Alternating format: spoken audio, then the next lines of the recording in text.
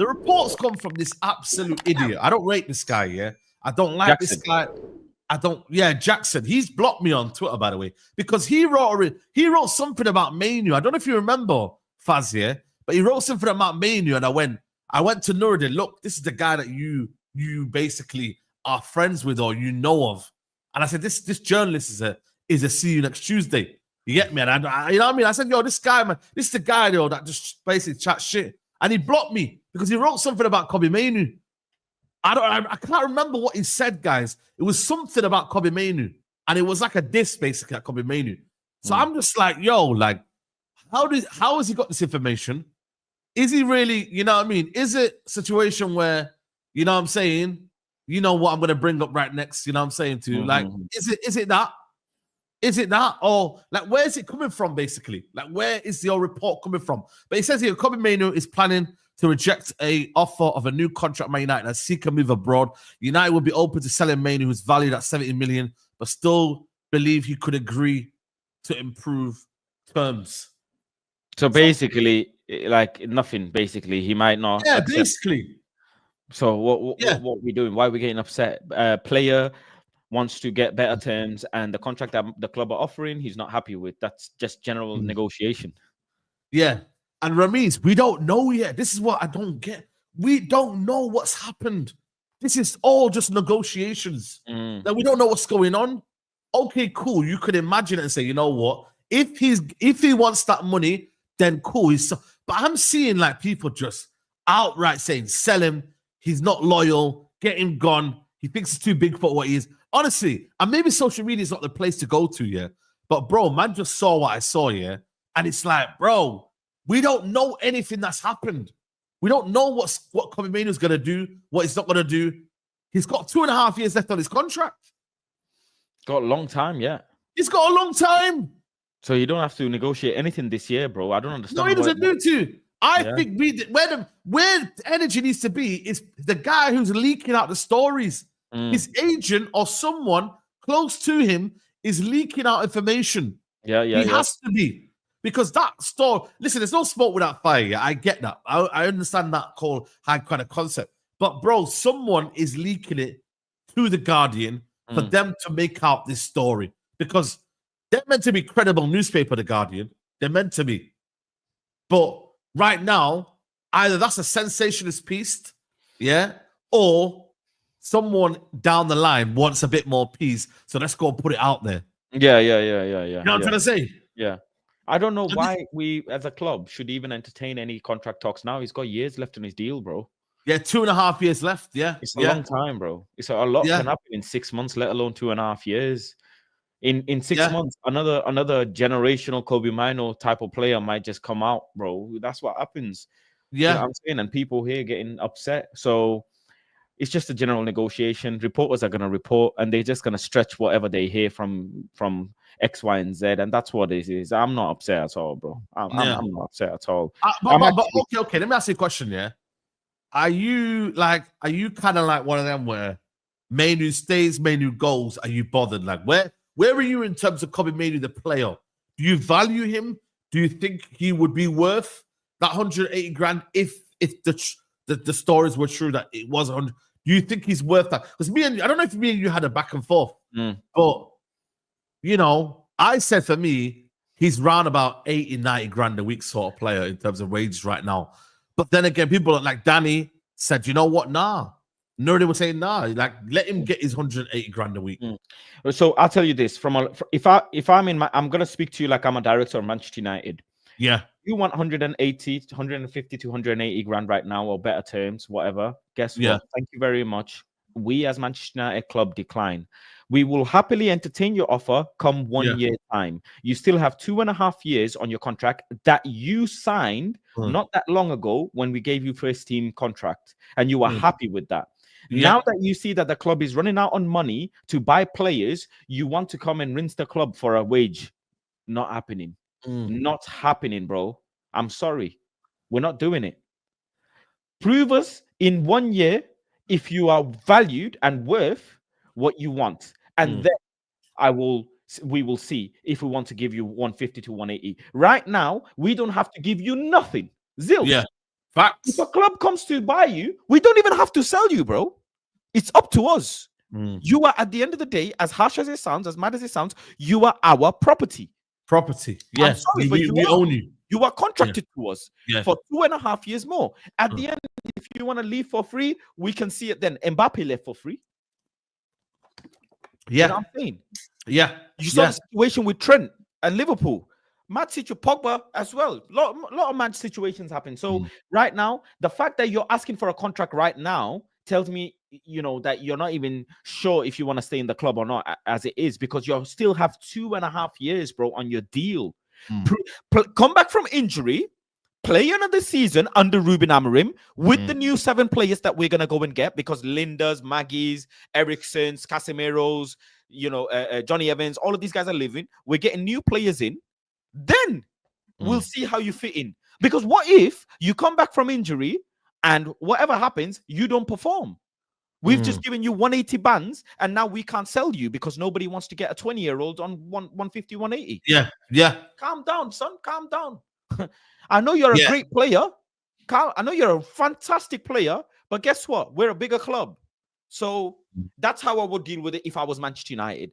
What Kobbie Mainoo's doing and his team are doing, absolutely well within their right. They are taking advantage of the situation that Manchester United, if Kobbie Mainoo left today, would not have the facility to go and buy another replacement, bro.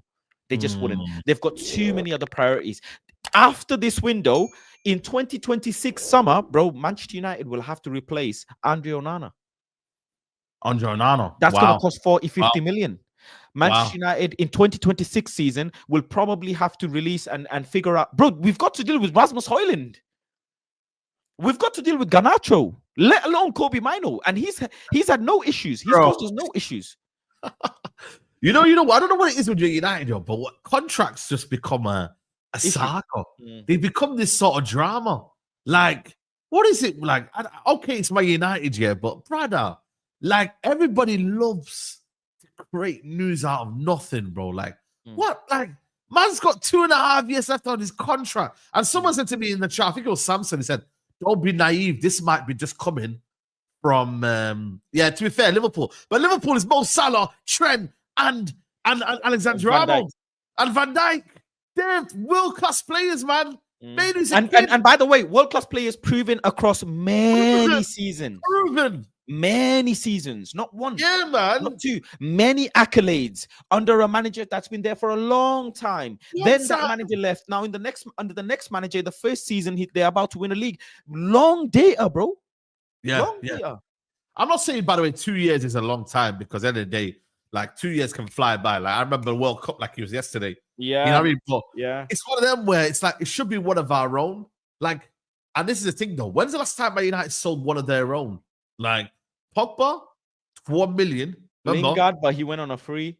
Lingard went on a free. Who's Rashford could be one of them, but he's 27. Yeah, he could be sold. Scott McTominay. You know what? Right? Okay.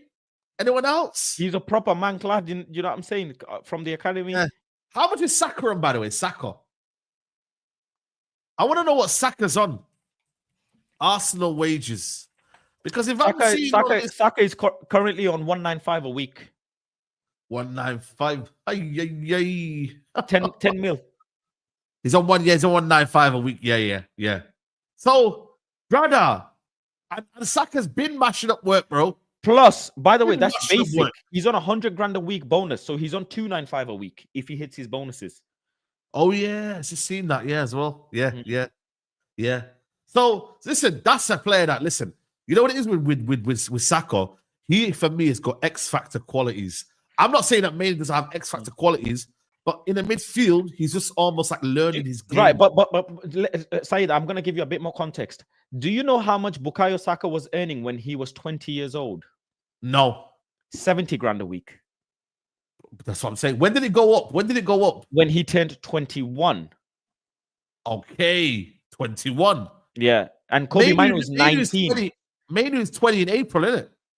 Mainoo is in 20 in April, yeah. Yeah. So that's why I said, Saeed, wait a year. Wait a year before you give him that big deal. Let's see what you do come next summer. You know what? I've got this feeling, right, that he just thinks, yo, man, I can't play in this system. I don't really like this. Don't suit me. Just look at it this way. His agents are probably telling him, just look at Jadon Sancho's career. Left from Man City, whatever happened, went to Dortmund, made a huge name for himself, and got himself a very big move to Manchester United. A lot of players. Look at Frimpong, by the way, went to Europe. A lot of players go to Europe, No, I think for me it's common. I don't think I don't like Mainoo's got a good, mature kind of feel about him. You know what I mean? He's very mature. Like he's very open-minded. His intelligence is very good for his age. Like he's got, he seems grounded. He seems well. Look at the same agency that deal with Mainoo did the deal for Marmoush. And Marmoush came to the Premier League at 26. Who's part of Mainoo's agency? Marmoush, Kamavinga, Konate. And who's the agency? Gibbs White. It's Stella. Stella. CAA. Yeah, CAA Stella. Oh, yeah. Wow. Yeah, Stella. That's a big agency, Yeah, serious agency, yeah. Okay. Yeah. And how much do agencies get out of your deals? Like what it will depend on when the agent signs the player. It will depend on the move. Also, it depends on the move itself, what term the contract is on. Is the contract in a 2-year period, 1-year period? All of these fine details depend. It's not. It used to be box standard figure, but nowadays it's not box standard figure. Sometimes nowadays clubs will pay agents absurd amount of money to get the player in. Just look at Anthony's brother and Anthony's agent. They're fighting over 30 mil. Yeah, I know. I seen that. They're fighting over who did more for the deal. So a lot can happen. Look at Haaland's deal as well. How much they paid in fees for the people, and so I think that's why they want to move for him in Europe. And he makes, what? If I was Kobbie Mainoo looking at Manchester United, do you think Manchester United are capable of playing regular Champions League football for the next 4 or 5 years? Bro, I'll be honest with you, bro. I don't think so. Man United out of their pretty much out of their top 4 contenders, top 4 most valuable players, Mainoo's the only one that's not playing in Champions League football regularly, and the Villarreal player as well, Alex Baena. Alex Baena. He's not going to be playing in Champions League football as well, is he? No, it depends. I don't know where they're in the La Liga. I don't know where he is in La Liga. But you know what it is though. Mainly when you look at it, he won't be in Champions League. Has he been used? Is he at the forefront of Amorim's system next year? Be honest. Do you believe Kobbie Mainoo is at the forefront in this system? Is he the face of United? Last season, you said it, I would have said, Mainoo's at the forefront, is at the face of this system. Is he the face of Man United right now in this new system? Let's be honest. No. Look at the same agency got Anthony Elanga the move. Yeah, I know. So these men are not playing about. And who do you then blame then? Do you blame the manager or do you blame Mainoo? Absolutely not. You know who I blame though? I blame the club as well. I blame the club. I blame the club because I look at your qualities as a team. You haven't put into account your players. Then you've just got out there and said, "Yo, who's out there?" Amorim. Does he suit a lot of these players? What they're looking at? You know what I mean? Does he suit what we're doing? We can't be. I don't want to say that because I believe in Amorim, but then it's almost like a lot of players are kind of like, "Yo, man, I don't know, man, don't know." Do you know what I mean? Like, Mainoo's thinking, "Yo, is this right for me?" In my head, I'm just giving you scenarios of what could be the reasons why there's feelers coming out from their camp as to what they want. They demand it. They want it.